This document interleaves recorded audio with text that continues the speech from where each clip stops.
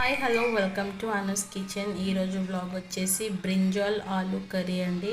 ఎలా చేయాలనో ప్రాసెస్ చూపిస్తాను. ఆయిల్ వేసుకుందాము. కర్రీకి సరిపడా ఆయిల్, అందులో కొద్దిగా పోపు దినుసులు, ఆవాలు, జీలకర్ర.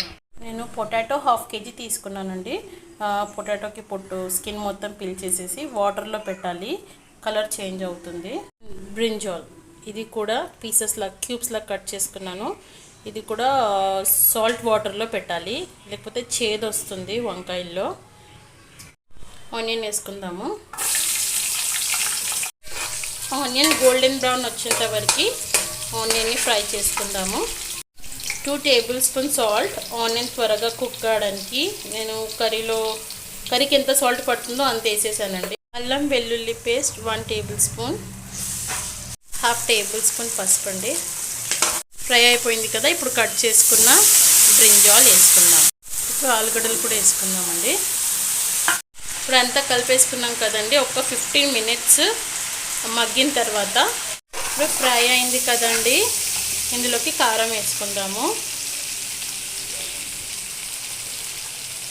మీ టేస్ట్కి తగ్గట్టు నేను ఒక 3 tablespoons వేసాను.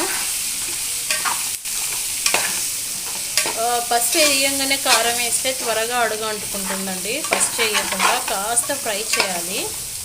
వేయాక 2 tablespoons ధనియాల పౌడర్,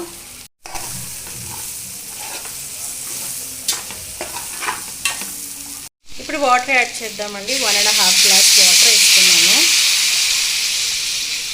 పొటాటో ఉడకడానికి. టమాటో కొత్తిమీర వేసుకుందాము. 5 టమాటాలు స్మాల్ సైజ్, కొత్తిమీర ఒక కట్ట. వాటర్ పోసాం కదండి, గ్యాస్ హై ఫ్లేమ్లో ఒక 20 minutes ఉడికిస్తే పొటాటో బ్రింజాల్ రెండు ఉడికిపోతుందండి. ఓకే అండి, ఫైనల్గా వంకాయ ఆలుగడ్డ కర్రీ అయిపోయింది. నేను చేసిన విధంగా ట్రై చేయండి, చాలా బాగుంటుంది, చాలా టేస్ట్గా ఉంటుంది. మీకు నచ్చితే లైక్ చేయండి, షేర్ చేయండి అండ్ సబ్స్క్రైబ్ చేయండి. Thank you for watching.